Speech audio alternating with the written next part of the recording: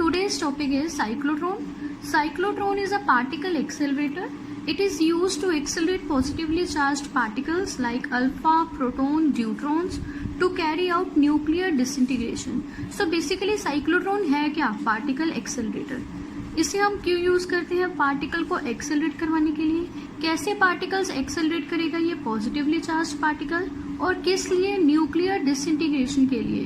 Nuclear means nucleus, disintegration means उसे break करने के लिए. ठीक है. इन शॉर्ट इसे हम यूज करते हैं न्यूक्लियर रिएक्शंस में. ठीक है.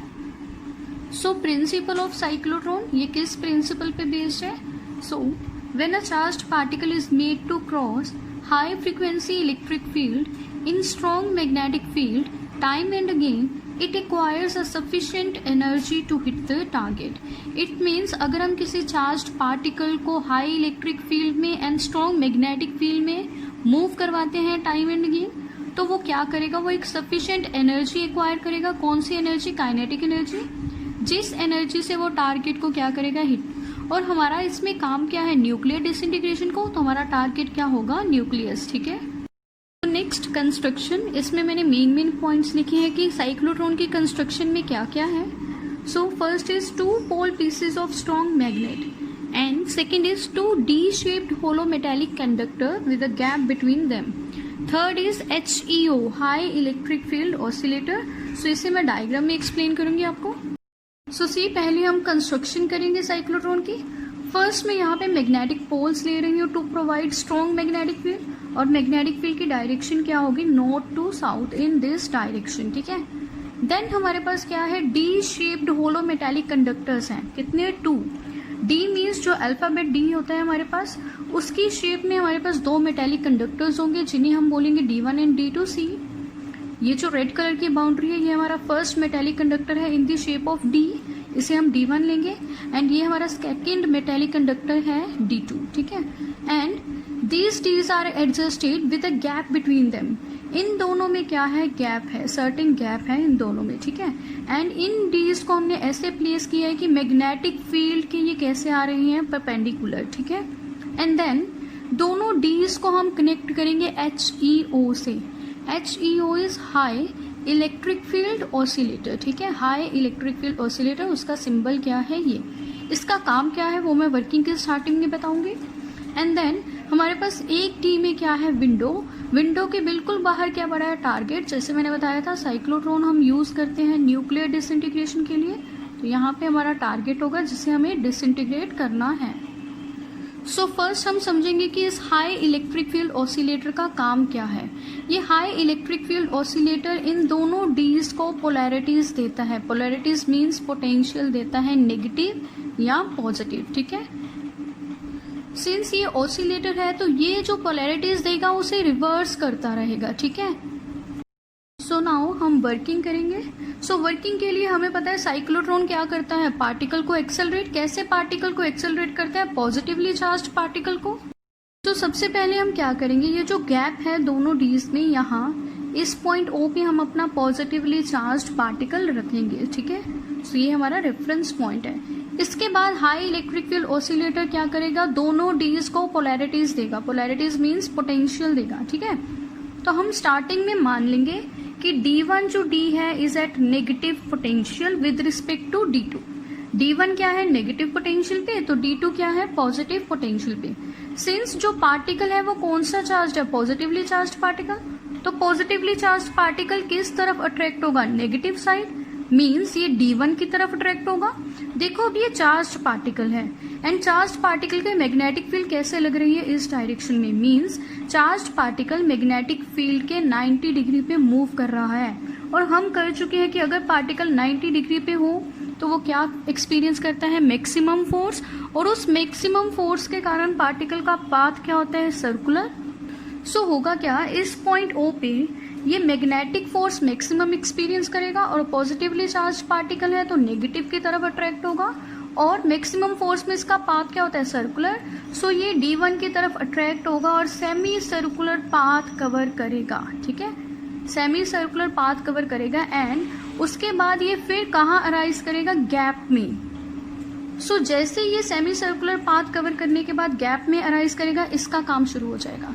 हाई इलेक्ट्रिक फील्ड ऑसिलेटर क्या करेगा, पोलैरिटीज को रिवर्स कर देगा। रिवर्स मींस अब वो D1 को पॉजिटिव बना देगा एंड D2 को क्या करेगा, नेगेटिव बना देगा। सो सी अब हमारे पास D2 क्या है, नेगेटिव, एंड D1 क्या है, पॉजिटिव। सो पार्टिकल यहाँ है अब, ठीक है। तो पार्टिकल पॉजिटिवली चार्ज है तो वो किस साइड जाना चाहेगा, नेगेटिव की तरफ, मतलब D2 की तरफ। एंड मैग्नेटिक फील्ड के ये परपेंडिकुलरली मूव कर रहा है तो मैक्सिमम फोर्स एक्सपीरियंस करेगा मैग्नेटिक। तो अगेन इसका पाथ क्या होगा, सर्कुलर।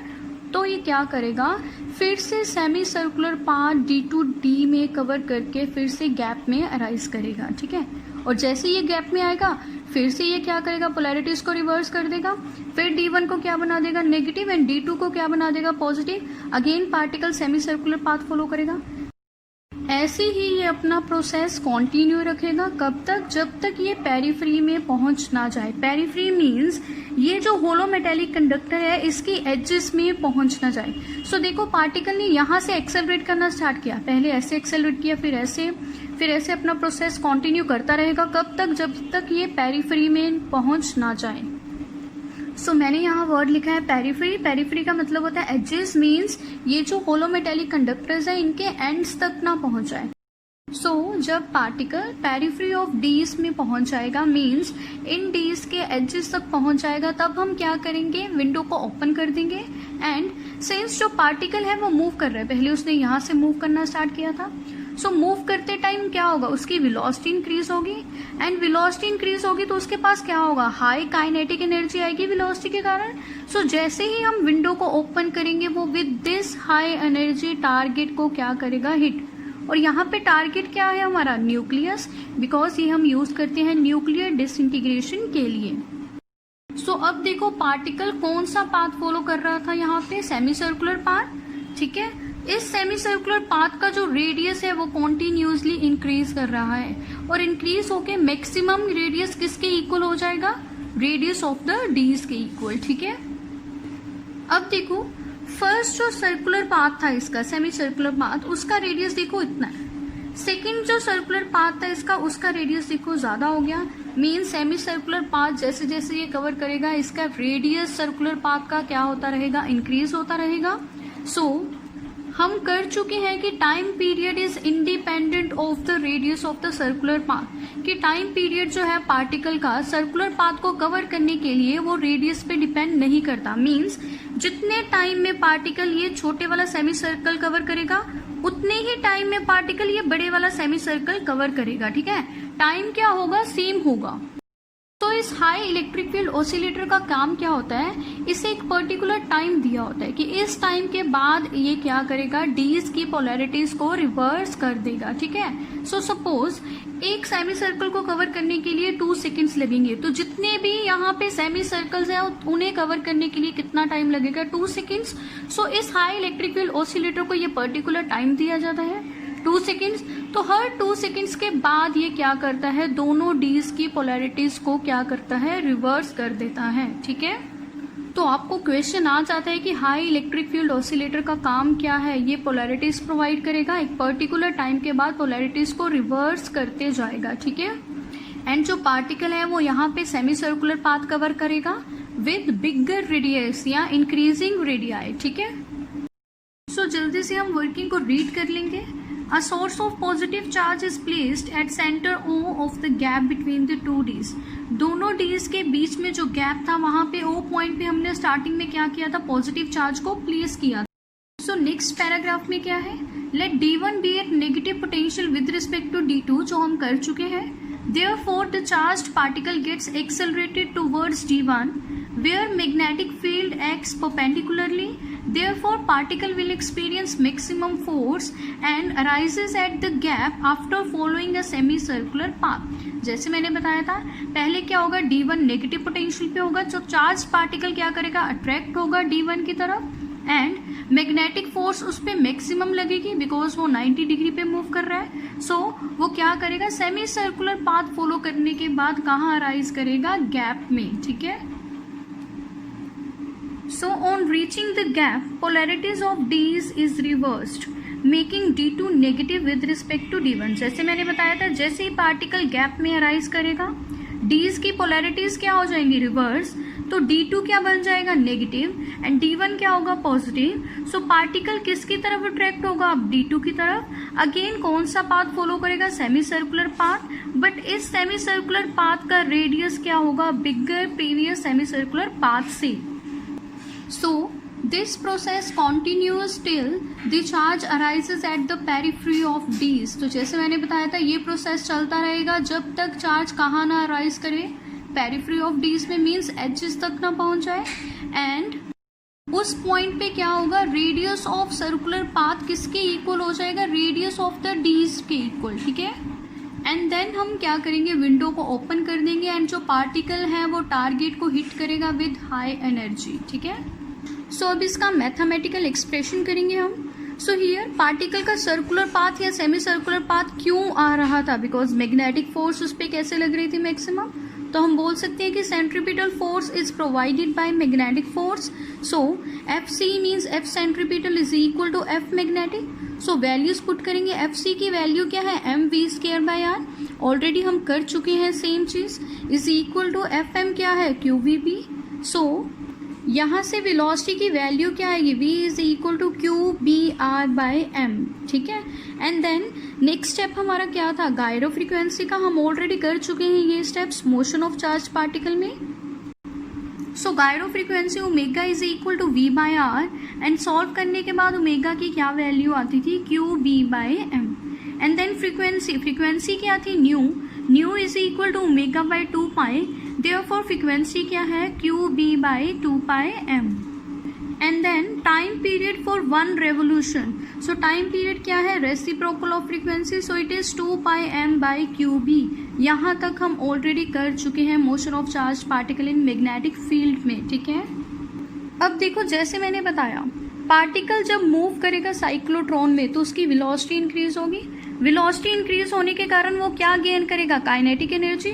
तो अब हम देखेंगे कितनी एनर्जी पार्टिकल गेन करेगा. So energy gain by particle E is equal to half M V square. V की वैल्यू है हमारे पास, वो वैल्यू क्या है, Q B R by M. So V की ये वैल्यू हम यहाँ पुट करेंगे. So E is equal to half M, V का स्क्वायर होगा, so Q square B square R square by M square. M cancel हो जाएगा यहाँ पे. सो एनर्जी की वैल्यू क्या आएगी, E is equal to half Q square B square R square by M. ये एनर्जी पार्टिकल की होगी. बट मैक्सिमम एनर्जी कब होगी पार्टिकल के पास, जब उसका रेडियस सर्कुलर पाथ का किसके इक्वल हो जाएगा, रेडियस ऑफ द डीज के इक्वल, मीन्स रेडियस मैक्सिमम हो जाएगा. Maximum energy E maximum is equal to Q square B square R maximum square by 2m. इसका मतलब है पार्टिकल के पास मैक्सिमम एनर्जी कब होगी, जब उसका रेडियस मैक्सिमम होगा. और रेडियस मैक्सिमम कब होगा, पेरिफ्री ऑफ डीज पे, मीन्स एजेस पे. सो अब हम क्या करेंगे, अब हम देखेंगे कि कितनी नंबर ऑफ रेवोल्यूशंस जो चार्ज पार्टिकल है हमारा वो डीज में लेगा. So let N be the number of revolutions in 1D. एक डी में पार्टिकल कितनी रेवोल्यूशंस ले रहा है, n. बट यहाँ पे हमारे पास कितनी डीज है, 2. एक डी में n रेवोल्यूशन है तो 2 डीज में कितनी रेवोल्यूशन हो जाएंगी, 2 इंटू n. ठीक है. सो सिंस +1 में आपने किया होगा कि वर्क किसके इक्वल होता है, एनर्जी की इक्वल, तो यही नोटेशन हम यहाँ पे यूज करेंगे. एनर्जी की वैल्यू तो है हमारे पास ऑलरेडी मैक्सिमम एनर्जी की. ठीक है. बट वर्क की वैल्यू हम कहाँ से निकालेंगे, तो आपने इलेक्ट्रोस्टैटिक्स यूनिट में किया होगा, V is equal to work by charge. यहाँ से हम वर्क निकाल लेंगे, work is equal to charge into potential. ठीक है. एक रेवोल्यूशन को कंप्लीट करने में इतना वर्क लग रहा है. टोटल कितनी रेवोल्यूशंस है दोनों डी में, 2n. तो टोटल वर्क कितना हो जाएगा, 2n QV. I will repeat, एक रेवोल्यूशन को कंप्लीट करने में कितना वर्क लग रहा है, इतना वर्क. टोटल रेवोल्यूशंस कितनी ले रहा है पार्टिकल साइक्लोट्रॉन में, 2n. सो टोटल वर्क क्या हो जाएगा, हम इसे मल्टीप्लाई कर देंगे 2n के साथ. सो सी वर्क की वैल्यू में मैंने लिखा है 2n QV is equal to energy की वैल्यू यहाँ मैंने पुट कर दी.